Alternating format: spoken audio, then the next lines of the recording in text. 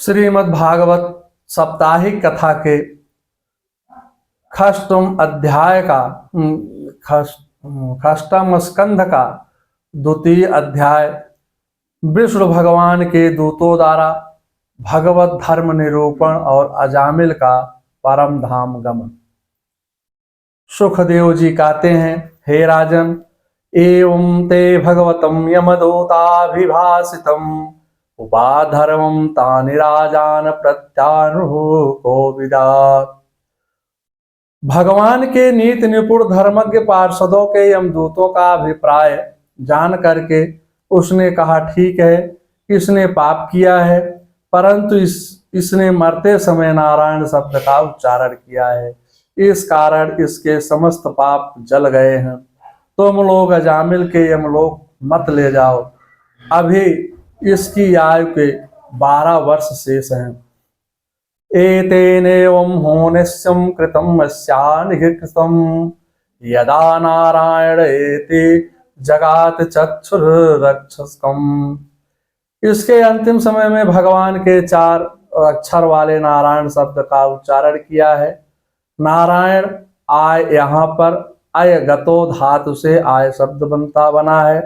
हे नारायण, आओ आओ, चोर, शराबी, मित्र द्रोही, ब्रह्मघाती, गुरु पत्नीगामी आदि कैसे भी पापी क्यों ना हो, सब के लिए भगवत नामो उच्चारण ही सबसे बड़ा प्रायश्चित है। कृच्छ चंद्रयाण आदि प्रायश्चिता करने पर भी पापी जनों की वैसी ही शुद्ध नहीं होती है जैसी भगवान के मंगलमय नामोच्चारण से होती है। नामोच्चारण कर पाप वासनाओं को जड़ से समाप्त कर देता है। यमदूत बोले, इसे वैकुंठवासी नारायण को नहीं, अपने पुत्र नारायण को बुलाया है। नाम संकीर्षण में देश काल के नियम भी नहीं है। ना देश कालम नियमा शौचा शौच विनिर्णय परम संकीर्तनाम देवम राम रामेति मुच्यते। पतितम अस्खिलितो भगनम अस्कंधस्तस्ताहता हरि हरिक्तम वास्नेहम पुंवांसम यात्मनाम। इस पर भगवान विष्णु बोले, मनुष्य गिरते समय पैर फिसलने पर, अंग भंग होने पर, तपादि दाकर पर, चोट लगने पर, संकेत से, परिहास से, तान के आलाप मन संगीत पर या किसी की अवहेलना करने में भी ना भगवत नामोच्चारण हो जाए तो उसके सभी पाप नष्ट हो जाते हैं। उसे यम यातना भोगनी नहीं पड़ती है। भगवान का नाम वैसे ही पाप राज को नष्ट कर देता है जैसे अग्नि काष्ठ को जलाकर भस्म कर देती है। अग्नि पर जाने अनजाने में कैसे ही पैर रखो, अग्नि सबको जला देती है। नमयति नामयति नाम, अर्थात भगवान को भी ये भक्त के आगे झुका देता है। इसी नाम के वशीभूत होकर भगवान अर्जुन के सारथी बने। नरसी का भात हरा सुदामा को ऐश्वर्य प्रदान किया। नामनो अस्ति आवतम शक्ति पाप निर्णम हरे ना तावत करतुम शक्नोति पातकम पातकी जन। किसी पापी में इतना पाप करने का सामर्थ्य नहीं है कि जितना नाम में पाप नष्ट करने की शक्ति है। गोस्वामी दास जी कहते हैं, भाय को भाय अनखयाल सहूं नाम जपत मंगल दिसहूं। श्री रामचरितमानस से, घर में कोई नुकसान हो जाए, दूध छलक जाए तो भी राम नाम बोलो। मातृ आत्मा के पीछे हाय हाय के बजाय हरि हरि बोलो। विष्णु दूतों ने कहा, यदि तुम्हें कोई संदेह है तो अपने स्वामी यमराज से पूछ लो, उनसे तुम्हें पूर्ण संतोष हो जाएगा। ऐसा कहकर विष्णुदूतों ने अजामिल को यमदूतों के बंधन से मुक्त कर दिया। अजामिल का उद्धार हुआ। अजामिल की अल्प मृत्यु टल गई। बिछौने में पड़ा अजामिल पश्चाताप कर रहा है। हृदय से प्रायश्चित करने पर पाप जलते हैं। भगवत स्मरण से चित्त की शुद्ध होती है। पश्चाताप से अतिशय पापी का जीवन बदलता है। जिसका भोजन रस युक्त होता है उसका भजन नीरस होता है। उस दिन से अजामिल का जीवन नीरस हो गया। जीवन श्री कृष्ण के लिए समर्पित कर दिया। बुद्धि त्रिगुणात्मक प्रकृति से परे होकर के भगवान के स्वरूप में स्थिर हो गई। उसकी समाधि लग गई। देहाभ्यास जाता रहा। उसने 4 सिद्धों को प्रणाम किया। अजामिल को वैराग्य हो गया। हरिद्वार में गंगा के तट पर बैठ करके मन को परमात्मा के स्वरूप में लगाया और उसका शरीर प्राण रहित हो गंगा में गिर पड़ा। उसे भगवान के पार्षदों का रूप प्राप्त हो गया। सद्यम स्वरूपम जागृते भगवत पार्श्ववर्तिनाम। भगवान के पार्षद उसे विमान में बैठा करके विश्वलोक ले गए। विमान का भाव विशिष्टम मानम विमानम, अर्थात विशिष्ट मान सम्मान ही विमान है। भक्त से ये लोग परलोक दोनों को प्राप्त हो गए। म्रियमाणम हरे रामम गृहाण पुत्रोपचारितम अजामिलोयम किम पुनः श्रद्धया गुणन। अजामिल जैसा पापी भी भगवान नाम का सहारा लेकर आज ब्रह्मा के साथ मिलकर ब्रह्म स्वरूप हो गया। फिर जो लोग श्रद्धा से भगवान का नामोच्चारण करते हैं उनकी तो ही बात क्या है। अजामिल के 2 अर्थ हैं।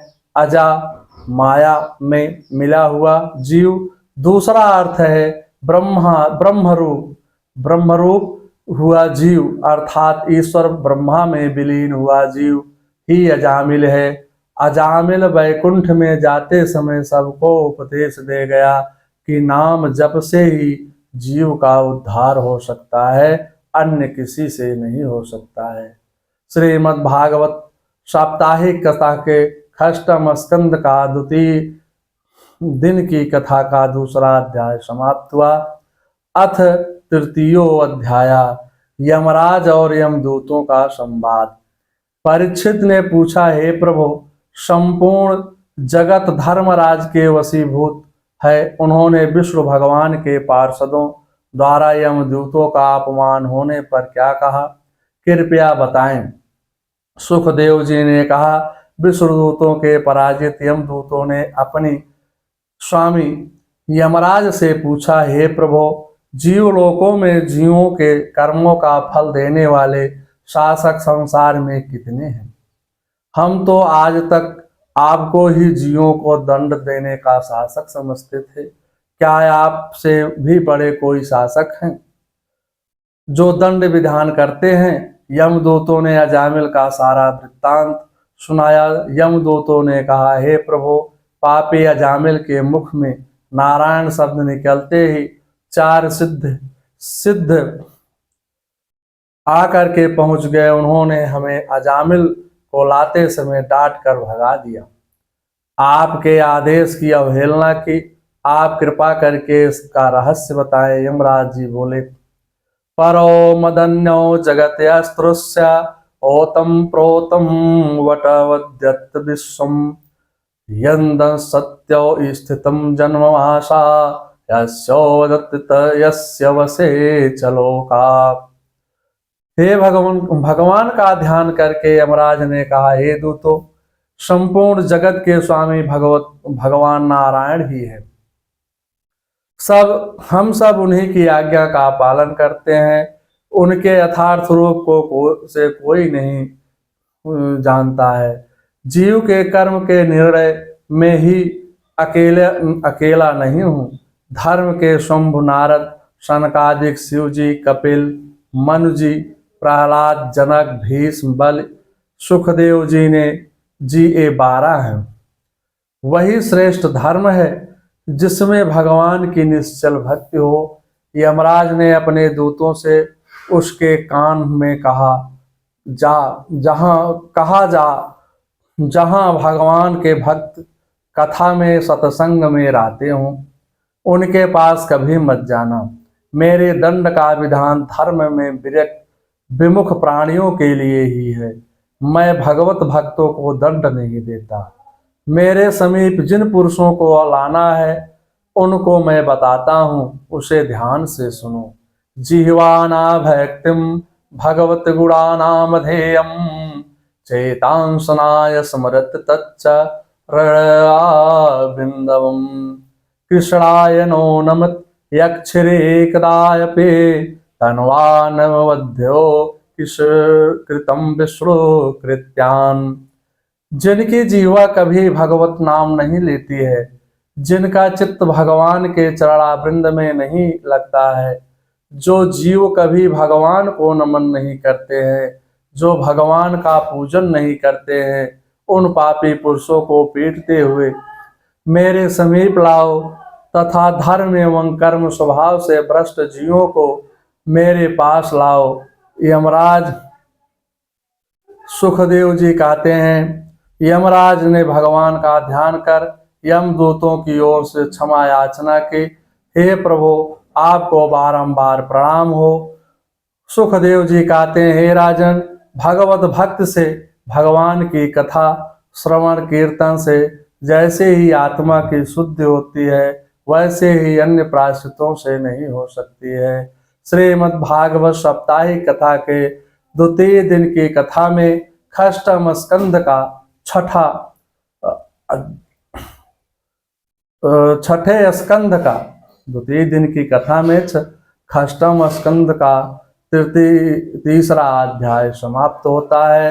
ओम जयंते मंगला काले भद्रकाले कपालने दुर्गा क्षमा शिवा धात्रे स्वाहा स्वदा नमस्तुते। मंगलम भगवान विष्णु मंगलम गरुड़ाध्वजा